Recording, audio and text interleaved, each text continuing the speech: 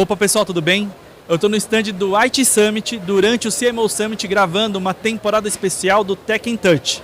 E no episódio de hoje, de agora, a gente vai discutir sobre MarTech e a estratégia de montar um stack de tecnologia para marketing que faça sentido para o negócio e que cuide da experiência do cliente de ponta a ponta.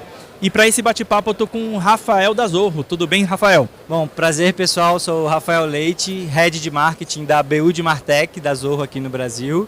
Eu cuido das ferramentas de marketing, toda a estratégia, toda a geração de demanda, todo o go-to-market dessas ferramentas aqui no Brasil. Um prazer falar com vocês. E aí, Rafael, para começar eu queria perguntar o que é um bom stack de tecnologia para um profissional de marketing.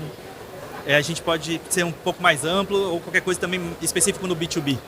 Boa. Um bom stack, eu acho que vai depender do teu momento de empresa e de que você precisa em relação a momento de negócio. Se isso não está bem mapeado, uma ferramenta, contratar uma nova ferramenta não vai adiantar nada, porque talvez ela não vai resolver o teu problema ali de negócio e vai talvez adicionar mais complexidade ali, mais custo e continua sem resolver o problema. E às vezes colocar mais uma ferramenta dentro desse emaranhado de outras ferramentas só vai adicionar mais complexidade, com mais integração, mais overhead para o time de marketing, time de operações, o time de TI, enfim. Então tudo começa com uma definição bem clara do em qual momento você está do negócio, o que você realmente precisa em termos de estratégia de marketing, né? A ferramenta, as tecnologias, elas no marketing devem servir de suporte para toda a tua camada estratégica, né? E não o contrário. E como começa essa conversa então dentro da operação? O que você fala de boas práticas para ter essa conversa para definir o seu stack ideal? Boa. Eu acho que depende muito da jornada do cliente. Então, onde está o teu cliente, né? Em quais canais ele está? Como que você vai se comunicar com esse cliente? Ele está nas redes sociais? Ele está no e-mail? Ele é um cliente B2B, enterprise, então está num evento, por exemplo. Então, tudo começa identificando essa jornada, onde ele está, e o seu GTM, o teu go-to-market, a tua estratégia que vai definir esse primeiro passo. Pode ser uma coisa muito simples, começar com uma ferramenta que vai resolver uma dor específica, mas acho que o bom mesmo é você pensar no agora e no depois, né? Já pensar em como você vai escalar isso.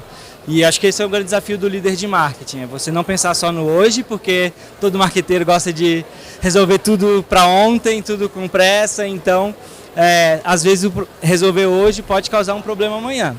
Então ter essa jornada, esse crescimento claro é muito importante também, porque a ferramenta que resolve hoje pode dar um trabalhão depois ali para fazer a migração, para trocar stack, para integrar, e aí vira uma gambiarra, né?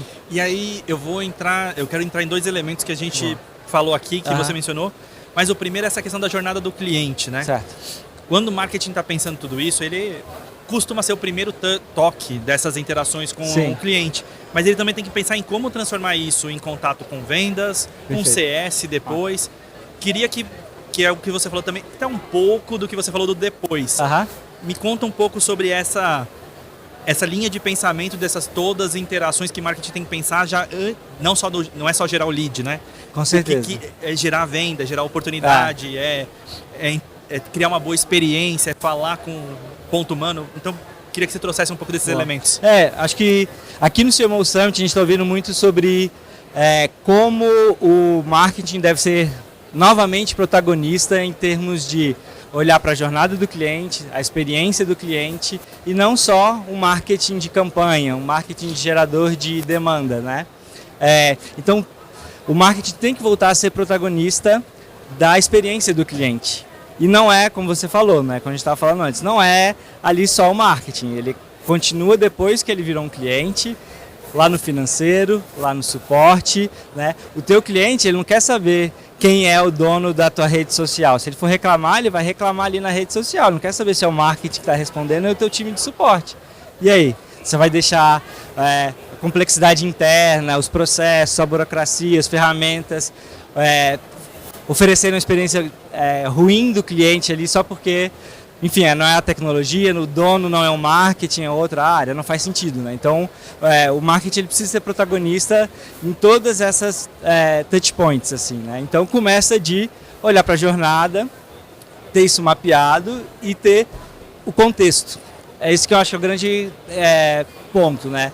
A gente fala muito de dados, mas não só dados, né? Você precisa também, principalmente na época de IA, enfim, a IA sem o contexto e o contexto geral do cliente não vai te dar muita inteligência ali sobre a jornada, sobre o cliente, sobre próximos passos ali, estratégias, insights.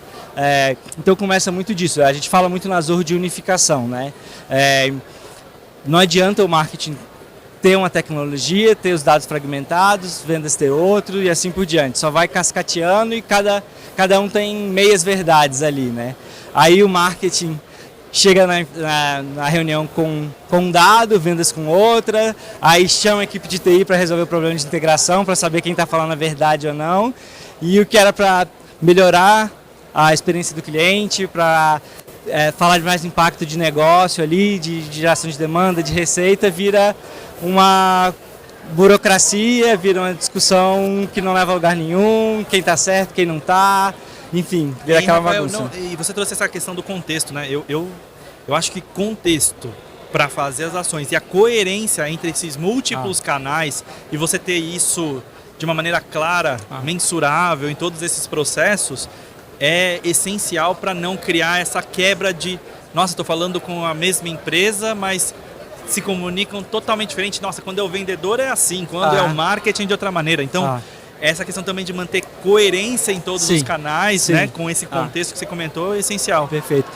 E falando marketing como protagonista, acho que é muito a função do time de marketing, do líder de marketing, ser esse porta-voz da verdade do cliente, né? Então, o marketing precisa alimentar produto, vendas, suporte, atendimento, todas as áreas sobre quem é o cliente.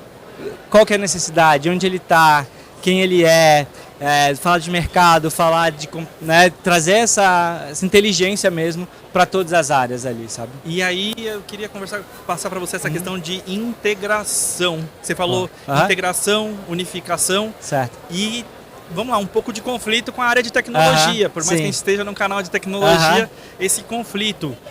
Como você vê esse papel do marketing e essas ações, integração e unificação dentro na sua visão como Zorro e na sua visão também profissional? Boa. A gente fala muito de integração versus unificação, né? Por que a gente fala muito sobre isso?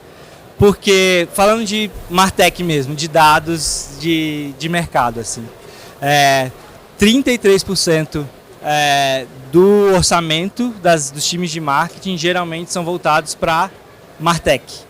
Só que olha só, desses 33%, mais ou menos uns 60% não são utilizados. 60% ali das funcionalidades, das ferramentas, dos recursos não são utilizadas. Isso é um dado da Gartner. Então, dos 30% que você já tem de orçamento, que tem um profissional de marketing que vai falar que está tranquilo em relação ao orçamento em 2026.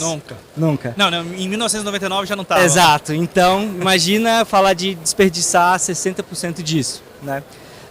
Outro dado de Gartner e da McKinsey também fala que nenhum das 50 maiores CMOs ali de Fortune 500 sabiam articular o ROI de Martech. Então, eles tinham ali, mas não sabiam o que estava acontecendo, o que precisava. E muito vem dessa cultura de, vamos resolver agora, no curto prazo, contrata uma ferramenta. Aí depois tem outro problema, aí tenta resolver com outra ferramenta. E aquilo vai virando um emaranhado de coisas, sem planejamento, sem unificação. E aí começa a dependência da área de TI, porque tem que integrar. Ou então você tem que tirar recurso seu de falar de inteligência de marketing para ficar cuidando da tua stack. E essa integração nunca chega em lugar nenhum, assim, né?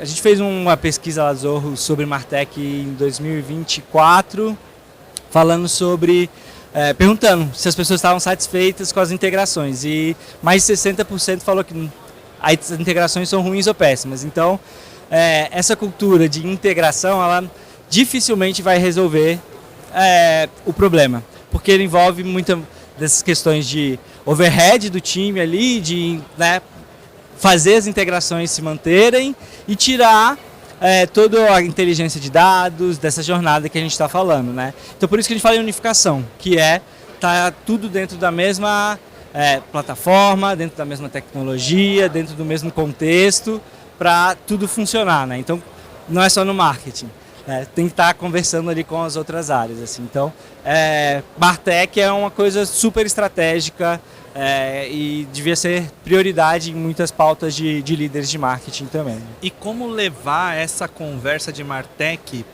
a gente falou de tecnologia, Sim. E como levar isso para o CEO, para o CFO, trazer esse tipo de discussão com outros interlocutores internos? Eu acho que não só com o CEO, com o CFO, mas até com o CTO também, Sim. né?